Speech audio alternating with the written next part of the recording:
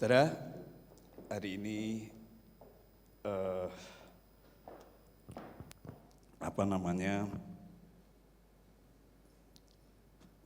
bekas operasi saya HNP itu kumat. Karena saya sebulan ini ngadakan perjalanan kemana-mana dalam pelayanan. Kemarin ke Toraja, longsor, saya naik bis kembali lalu naik mobil gitu selama 10 jam ya. Kemudian pulang tuh pergi ke Banyuwangi, naik kereta goyang-goyang 6 jam gitu pulang pergi. Lalu saya lanjutkan dengan terbang ke Manado ya, dimana saya juga ketemu dengan papahnya Emil, Pendeta Emil yang meninggal.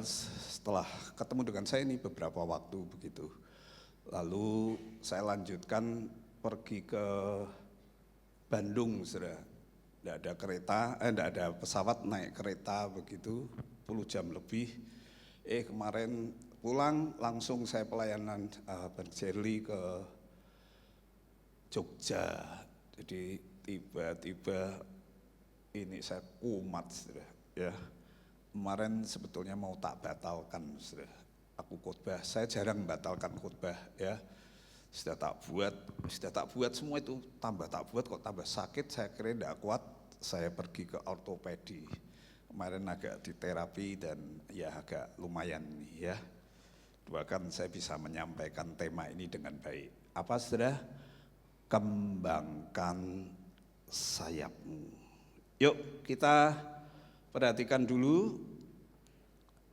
Ayat yang diberikan saya itu sebetulnya Rut 3 ayat 9 ya, tapi saya mau tambahi karena di kitab Rut hanya ada 2 ayat yang menyangkut kata sayap yang harus dikembangkan itu ya.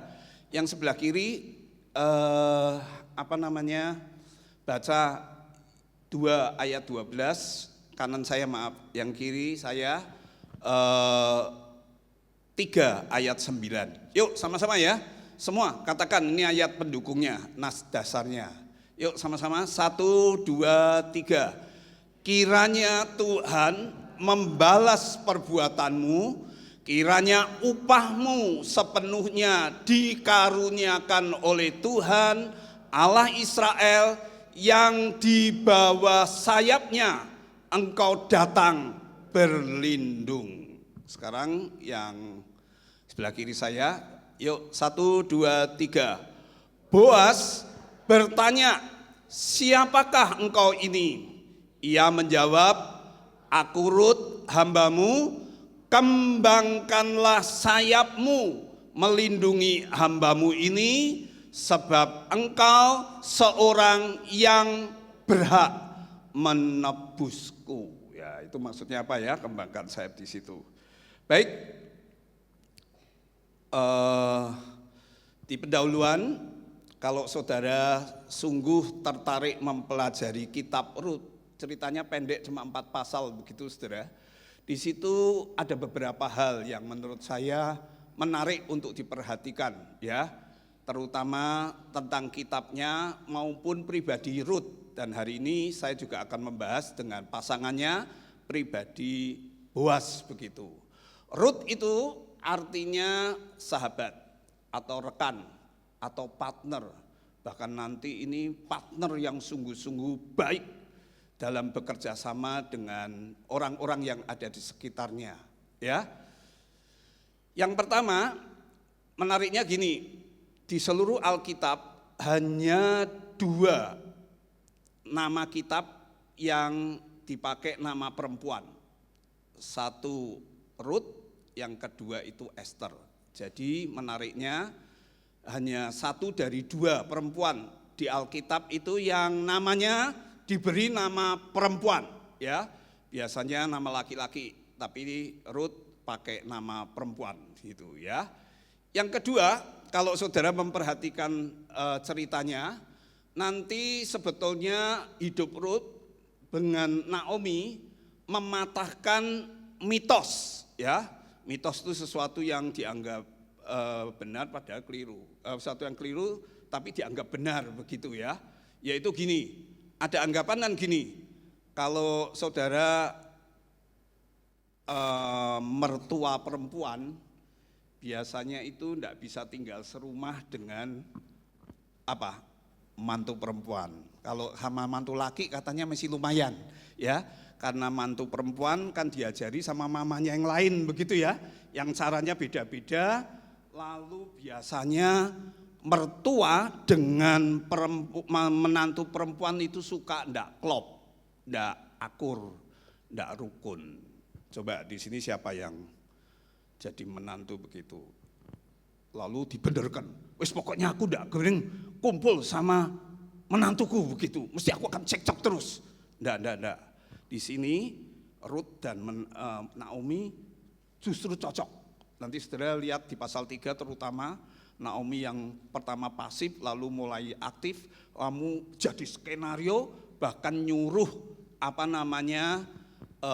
si Ruth untuk mengembangkan sayapnya, ngomong sama Boas, Ruth itu bisa klop banget dengan mertuanya.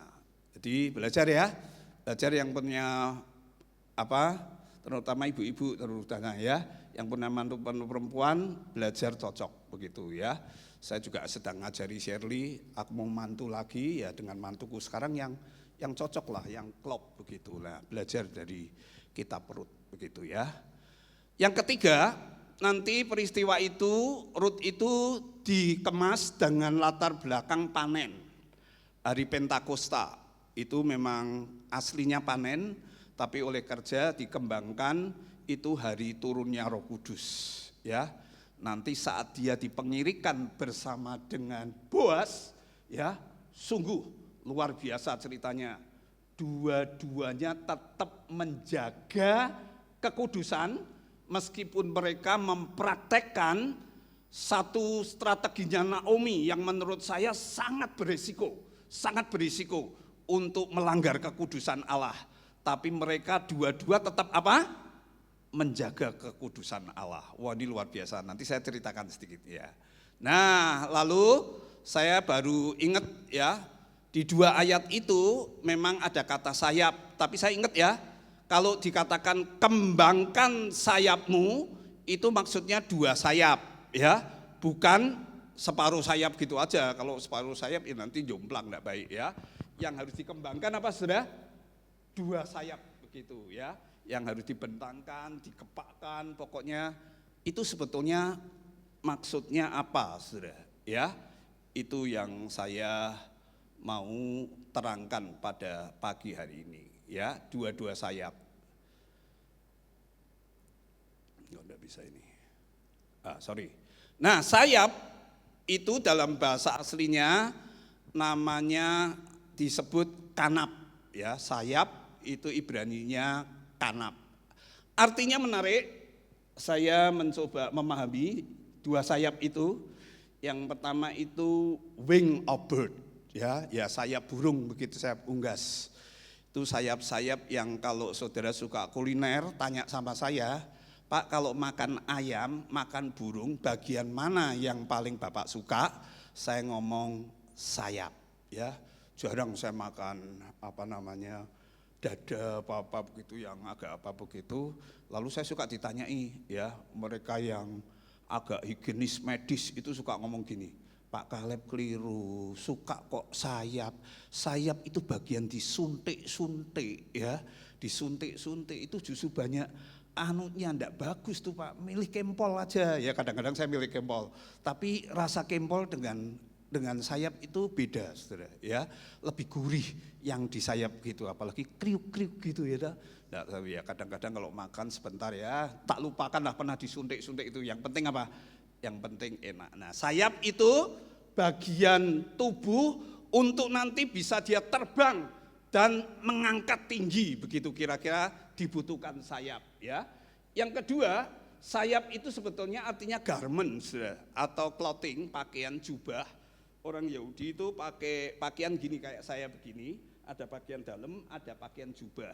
Ya, biasanya kalau musim dingin itu waktu panen, waktu pengirian begitu banyak angin, Boas itu memakai yang namanya jubah begini ya, jubah. Jadi itu maksudnya jubah untuk nutupi badan, atau nanti dalam kaitannya dengan Rut di sini yang minta kembangkanlah sayapmu pada Boas, maksudnya itu melindungi dia ya. Catatan yang ketiga tentang kanab ini menarik, karena yang ketiga itu maksudnya N itu ujung, fiter itu kayak bulu. Jadi gini saudara, punca atau bagian ujung begini yang biasanya nanti ditarik untuk dibuka atau dikembangkan begitu ya, itu merupakan ujung mantel yang biasanya dibuat dari berbulu ya, bagian paling bawah gitu atau paling sudut begitu yang nanti dibuka. Apapun artinya itu mengarah dan menunjuk kepada selimut untuk tidur. Jadi nanti Rut itu mendekati Boas di bagian kakinya gitu, disuruh Naomi. Lalu ketika dia sudah pesta makan tidur kenyang, sedikit agak mabuk tapi enggak teler banget begitu, pagi-pagi dia datangi begitu dengan penuh resiko, dibuka lalu sampai diraba-raba kaget, dia akhirnya ngeliat, lah Rut ngomong gini, karena itu biasanya sekali lagi dibuka gitu menunjuk kepada selimut tidur untuk pasangan suami istri. Jadi menurut beberapa penafsir, frasa itu kembangkanlah sayapmu itu dalam bahasa Ibrani itu artinya gini saudara, nikailah aku ya, nikailah aku. Oleh banyak komentator ini sedikit menimbulkan problematik, karena yang minta dinikahi siapa saudara? Yang minta nikah siapa? Yang minta nikah dulu siapa? Perempuan, Rut, bukan Boas. Apalagi dengan cara-cara seperti strateginya Naomi begitu, didekati, nyelusup, tiba-tiba ketika dia tidur agak sedikit mabuk-mabuk gitu, setelah pesta, setelah seneng-seneng panen begitu, akhirnya dibuka, dia kaget karena ada angin masuk ya, tiba-tiba agak petang begitu, dia ngeliat Rut, lalu dia ngomong gini, kembangkanlah selimutmu itu, maksudnya nutupi dia dan mengawini dia. Jadi problem kan gini saudara, biasanya kalau saudara nikah, Silvi nikah sama suamimu, nah hari kok enggak ada, yang minta kawin dulu kamu atau suamimu? Roy, siapa kamu? Matius, kalau kamu gimana? Siapa dulu yang minta kawin begitu? Ya, kalau minta kawin gitu enggak apa-apa. Kalau perempuan gitu, boleh enggak? Dosa enggak? Minta kawin dulu? Enggak ya? Nah, Rut kira-kira begitu saudara. Kalau pakai bahasanya milenial ya, itu saudara buka begitu, biasanya banyak itu, terutama cewek-cewek itu saudara, hari ini cewek milenial itu paling seneng gitu kalau dia upload lalu gambarannya gini, will you marry me begitu ya, itu ceweknya dulu itu yang minta begitu saudara. Kalau kamu, ini papa mama Johanfa yang saya kenal ya, tiba-tiba Johanfa itu nembak salah satu orang di sini begitu ya. Kamu bolehkan enggak? Bolehkan enggak? Bolehkan? Bolehkan? Yang memulai, atau kamu kayak papaku, generasinya papaku ngomong gini, ojo perempuan lah, laki dulu, gengsi lah ya. Kamu harus laki dulu yang nembak, baru itu betul-betul seneng. Kalau kamu yang seneng kok kayak tabu begitu ya. Si Rut enggak begitu saudara. Dan ini yang ngajari Naomi ya, nanti ceritanya ngajari Naomi begitu. Deketi Boas, lalu dia ngomong, kembangkanlah sayapmu maksudnya begitu ya. Nah menarik memang, kalau jadi dua sayap ya. Kalau saudara nanti melihat profil Boas, karena saya diminta untuk fokusnya ke profil Boas, tapi nanti saya tambahi dengan profil Rut supaya klop, memang ini pasangan yang luar biasa dalam soal pernikahan ya. Boas itu arti namanya kekuatan. Dia orang yang sangat berpengaruh, tapi juga orang yang pikirannya itu tajam, bukan saja jernih, logis, tapi itu penuh pertimbangan, yang dewasa begitu. Artinya Boas itu begitu. Nanti di bagian itu ada satu kata yang bagus, sebab engkau orang yang berhak menebusku. Jadi Boas itu seorang penebus. Kalau bahasa aslinya itu disebut Goel, begitu ya.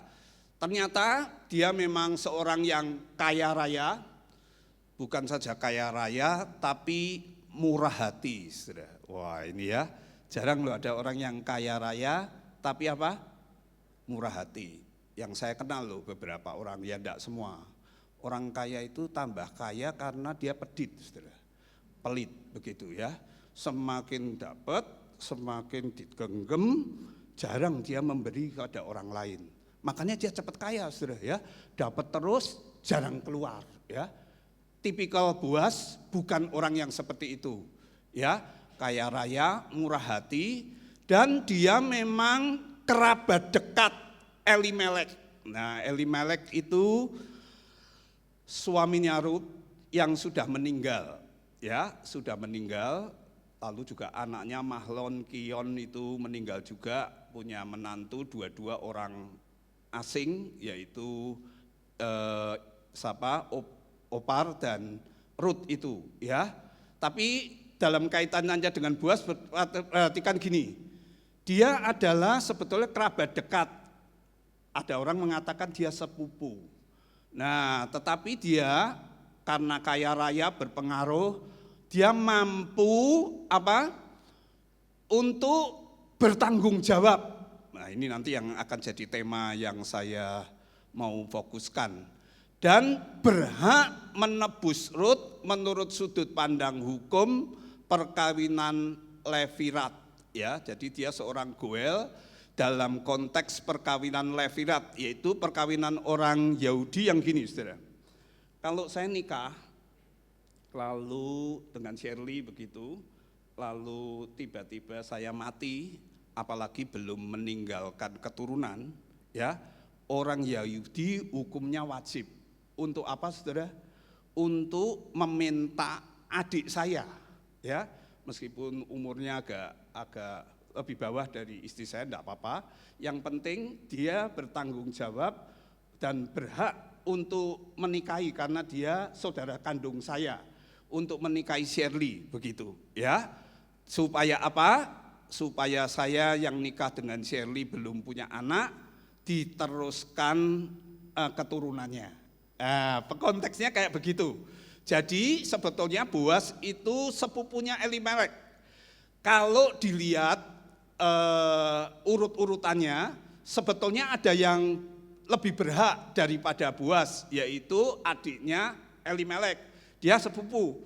Tapi kalau umpamanya mau dikaitkan dia harus mengkawini siapa, ya, Boas yang sepupunya itu sebetulnya harusnya kawinnya sama Naomi. Tapi ini pinternya Naomi. Dia terus sedemikian rupa, setelah dilihat lebih cocok kok kelihatannya Boas sama Rut, dia dengan rela mengatur, mensutradarai supaya Boas itu betul-betul mengembangkan sayap, berani menikahi Rut, bukan dirinya. Wow, ini sesuatu yang indah yang digambarkan oleh Alkitab. Itulah sebabnya Boas nanti di sini itu merupakan tipologi orang yang tipenya atau modelnya atau karakternya atau jadi lambang simbol daripada siapa, saudara? Kristus penebus, karena Boas itu juga menebus. Menebus apa? Tentu menebus dosa dan kesalahannya, terutama umat Israel, bahkan umat non Israel. Karena nanti dari keturunan Boas dan Rut lahir Obed. Obed itu kakeknya Daud, saudara. Ya, dan saudara tahu Yesus harus lahir dari siapa? Keturunan Daud, ya.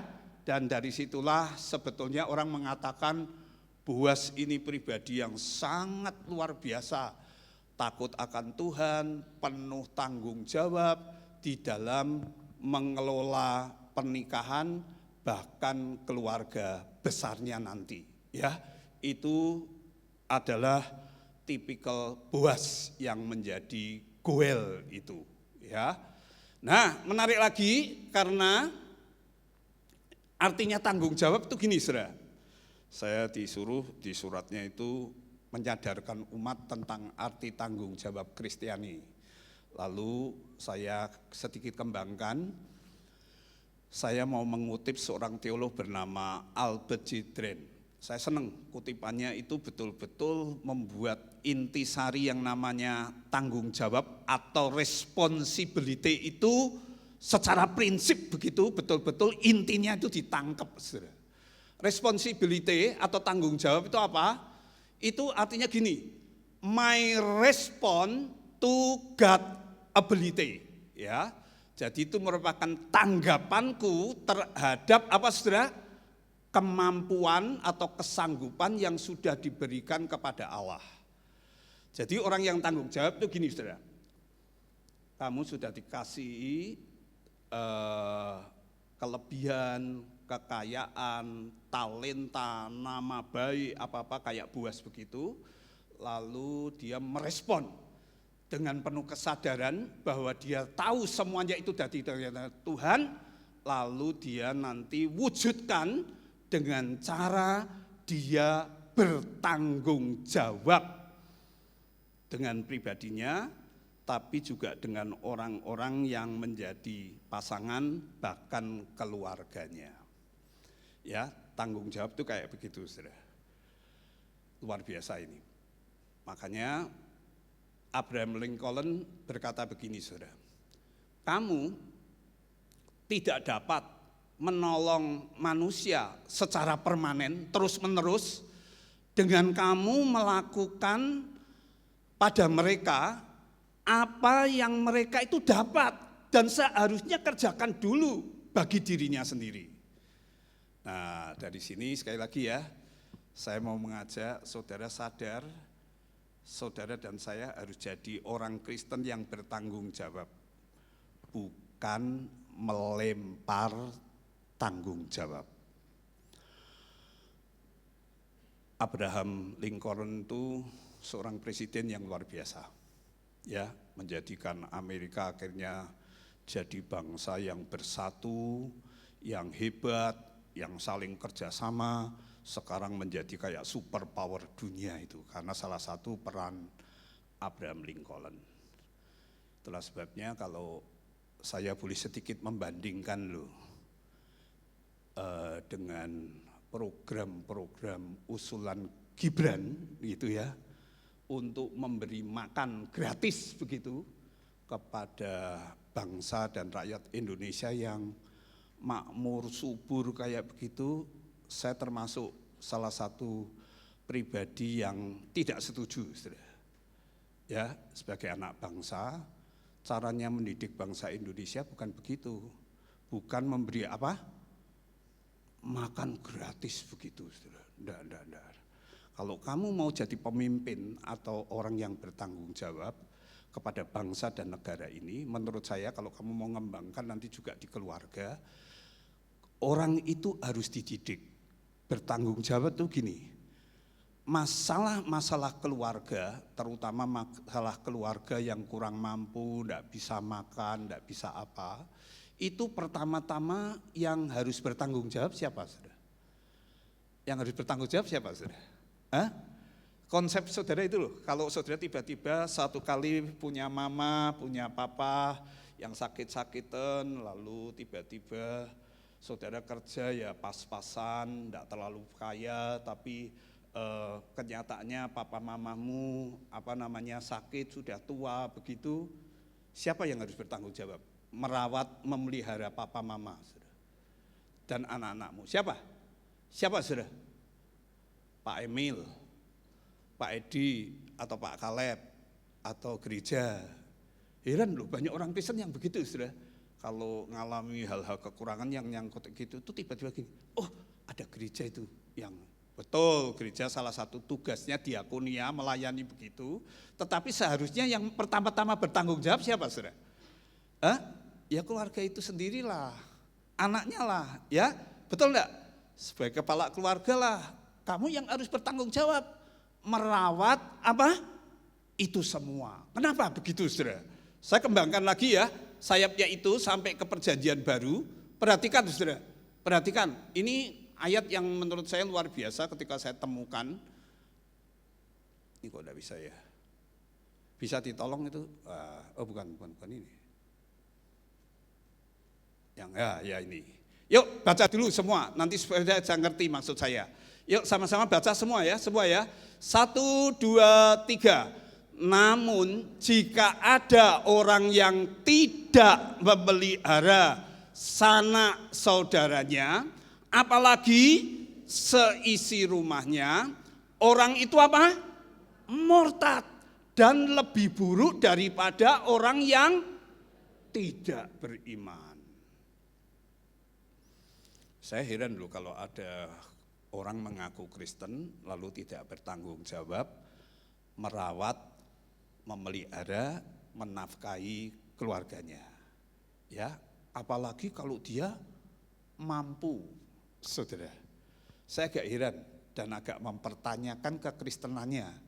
Karena Rasul Paulus di sini ngajari gini. Itu pertama-tama adalah tanggung jawab siapa, saudara?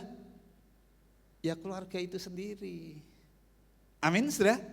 Ya. Ya lepas nanti dari kamu kekurangan di sana sini dan akan dibantu gereja, ya akan disupport karena ada diakonia. Jangan pernah lupa loh, ya itu bukan tanggung jawabnya saya, tanggung jawabnya orang lain. Tetapi pertama-tama itu tanggung jawab siapa, saudara? Orang keluarga itu sendiri. Ya, saya paling tidak senang sekali lagi dengan orang Kristen yang suka lempar tanggung jawab. Itu bentuknya bisa gini. Nanti aku yang ngomong ya, yang jawab sama Pak Emil ya, tapi nanti yang nanggung gereja. Ya, jadi aku yang jawab, kamu yang nanggung.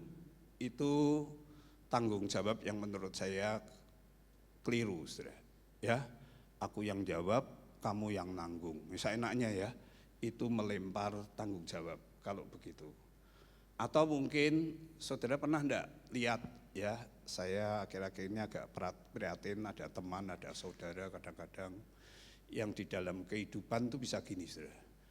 Dia kaya raya, minta dibagi setelah papahnya meninggal gitu, dibagi harta warisannya. Lalu setelah dibagi harta warisannya ya, mamahnya dapat sebagian, masih diambil dan bukan saja diambil, saudara ya. Mamahnya itu hidup padahal tuh dia dulu orang kaya betul-betul, saudara. Mamahnya itu hidup sampai miskin begitu, padahal anaknya mesti kaya raya, lepas dari apapun mesti bagus. Enggak mau repot, saudara. Mamahnya itu dikirim kemana? Panti asuhan. Menurut saya kalau ada keluarga kayak gini, itu bukan keluarga yang apa? Tanggung jawab. Bahkan Rasul Paulus keras di sini ngomong, orang yang semacam ini sebetulnya dia sudah apa? Murtad, saudara. Bahkan itu lebih buruk daripada orang yang tidak beriman. Ya, nanti saudara akan melihat kadang-kadang teman kita yang tidak Kristen, tidak melakukan yang kayak begitu, saudara. Ya, terhadap mama papa, terhadap istri, terhadap anak yang harus dipelihara di dalam keluarganya. Ya, itu artinya sekali lagi orang ini tidak bertanggung jawab. Orang ini tidak ngerti artinya kembangkan sayapmu. Ya. Makanya kalau saudara ngerti, saya paling seneng lagu-lagu Kristen yang nadanya itu di bagian chordnya, intinya itu suka ngomong, ku kan terbang tinggi bagai raja wali, melakukan perbuatan yang besar, katanya begitu ya. Ku kan terbang tinggi dalam, pokoknya banyak lah lagu-lagu Kristen yang puitis, yang betul luar biasa, yang dinyanyikan untuk menggambarkan gini saudara, Tuhan itu burung Raja Wali. Ya, yang bukan saja merawat, mengawasi, memberi makan anak-anaknya, menjaga dan melindungi. Gambarannya itu bisa gini saudara, di bagian akhir itu, yang siap mengebaskan sayap dengan daya rentangnya yang lebar.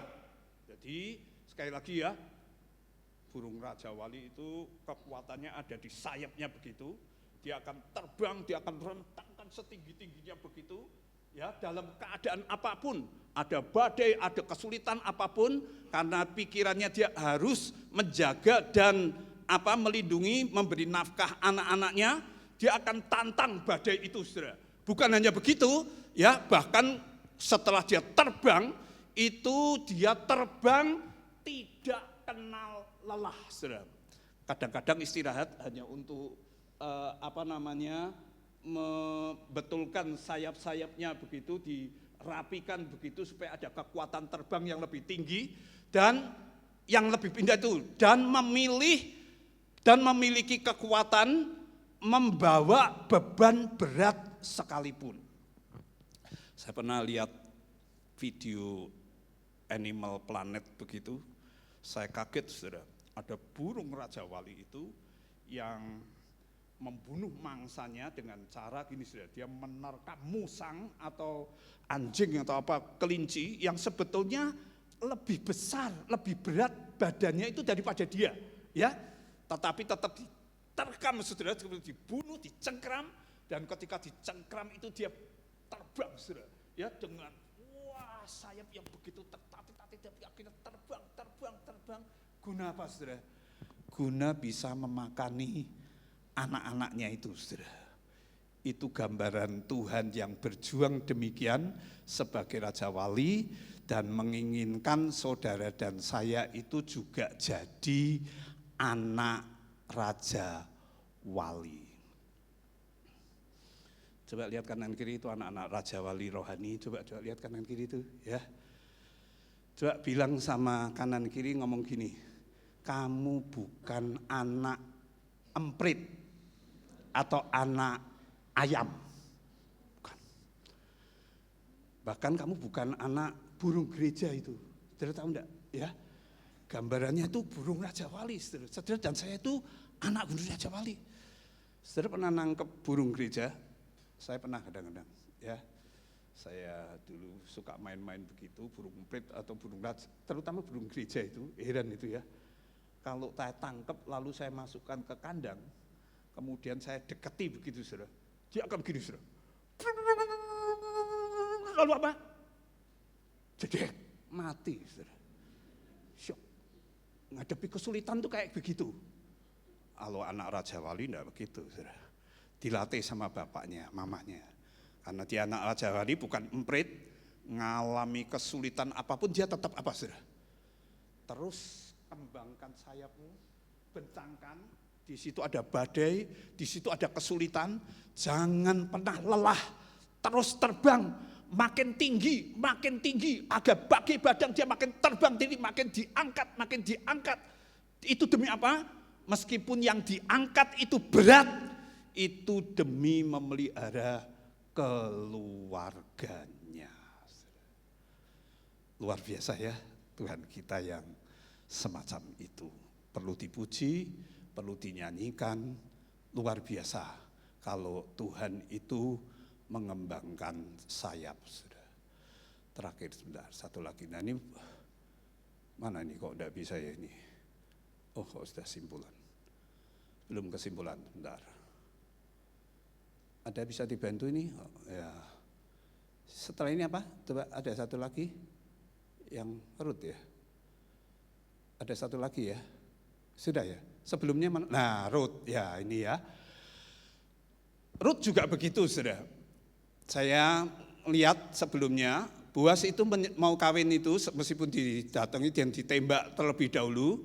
Boas itu nyelidiki dahulu pribadi Ruth yang ternyata profilnya luar biasa. Oleh komentator gereja, Ruth itu disebut godly woman, ya, perempuan saleh. Dia benar-benar janda, miskin lagi, tapi dia juga tetap penuh kasih, ya. Jadi sebetulnya kalau kamu janda, benar-benar janda, miskin tapi penuh kasih, kamu orang yang juga murah hati kayak Boas. Cocok nih, ya, cocok, betul-betul. Bukan hanya begitu, dia mau bertanggung jawab, bukan saja untuk hidupnya, tapi hidup mertuanya. Dengan cara apa, saudara? Dia mau bekerja keras, saudara, memungut jelai. Ya, jadi Naomi sama dia mengalami kelaparan yang luar biasa. Setelah dia pindah ke Moab, lalu terjadi kelaparan, dia dengar daerahnya itu mulai ada panen, terutama ada Boas, dia datang ke situ. Nah, Boas sedang panen, itu nyabit-nyabit. Nah, Boas itu sekali lagi orangnya bukan saja penuh murah hati, tapi tahu firman. Firman di Alkitab mengatakan gini, yang Boas pahami, ya, kalau dia lagi panen dapat berkat banyak, itu tidak boleh disikat habis demi dirinya sendiri, enggak, ya.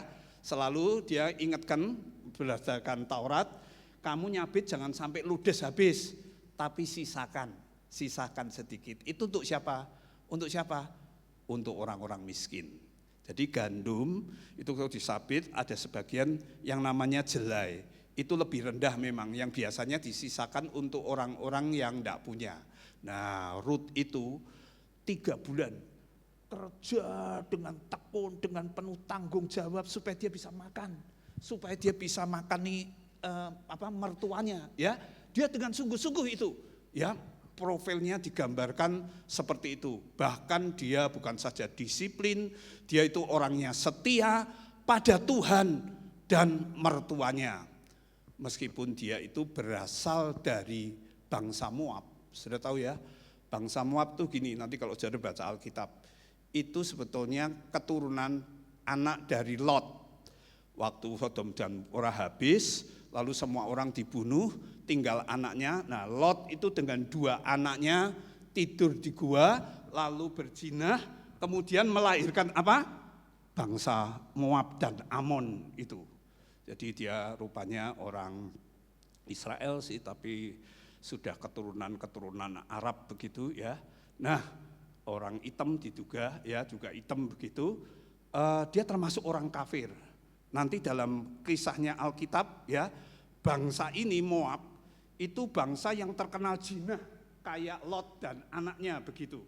Dia pernah mengajak orang Israel itu 24.000 untuk menyembah berhala, ya, berzina kepada Tuhan. Akhirnya orang itu dibunuh. Nah, yang luar biasa begini, saudara. Ruth setelah kenal Tuhan, kenal Allahnya siapa? Naomi, dia berubah, saudara. Berubah. Dia menjadi perempuan yang dikenal oleh semua orang, perempuan baik-baik. Jadi moralitasnya itu moralitas yang sangat baik, sangat bertanggung jawab, sangat setia, saudara, di dalam merawat keluarga. Dan orang inilah yang dipilih oleh Boas, dan nanti saudara tahu dari sini dia sebetulnya mendapatkan kasih karunia Tuhan yang sangat luar biasa. Meskipun dia orang kafir yang sebetulnya, tapi dia menjadi salah satu nenek moyang, saudara, orang Israel dari salah kafir. Ketika Allah punya program untuk menyelamatkan orang Israel dan non-Israel, justru Ruth inilah yang dipilih Allah untuk melahirkan siapa, saudara? Obed, ya, jangan kawin sama itu. Lalu Obed itu kakaknya Daud. Sekali lagi, Daud itu akhirnya melahirkan dari keturunan Daud Yesus Kristus, sang penebus itu. Luar biasa, luar biasa. Kalau saudara mau betul-betul belajar mengembangkan sayap. Nah, kesimpulan saya begini, yuk boleh dibaca sama-sama aja. Ini terakhir ya. 1, 2, 3. Pernyataan kembangkanlah sayapmu, melindungi, itu mengingatkan kita pada sayap Yahweh sebagai tempat proteksi Ruth. Jadi pada hakikatnya Rut sudah berada di bawah sayap Tuhan. Dalam kesadaran penuh, Rut dengan sepenuh hati sudah masuk menjadi umat perjanjian Yahweh, meskipun dia orang kafir. Ya, maka benarlah jika ia mencari perlindungan di bawah naungan sayap Boaz dalam pernikahan. Rut memohon untuk berada di bawah sayap Boaz. Boaz melindunginya dengan penuh tanggung jawab Rut ini dan memeliharanya bahkan sebelum Rut mengerti siapa dia sesungguhnya. Luar biasa. Ya, Boaz menjadi gambaran sekali lagi orang Kristen yang bertanggung jawab. Apa? Mengembangkan sayap. Amin, sudah? Mengembangkan sayap berarti apa? Persis seperti Tuhan. Kalau ngembangkan ya selebar-lebarnya, kalau dikepakkan ya dua-duanya begitu ya. Dikepak-kepakkan dengan apa? Menghadapi badai, kesulitan apa dia tetap jiwanya bertanggung jawab, bahkan dia tidak pernah lelah terbang. Bahkan kalau dia dibebani sesuatu yang berat, itu pun tetap diangkat supaya dia bisa terbang tinggi memuliakan nama Tuhan. Biarlah saudara dan saya boleh menjadi Boaz yang suka mengembangkan sayapmu. Amin. Kita berdoa.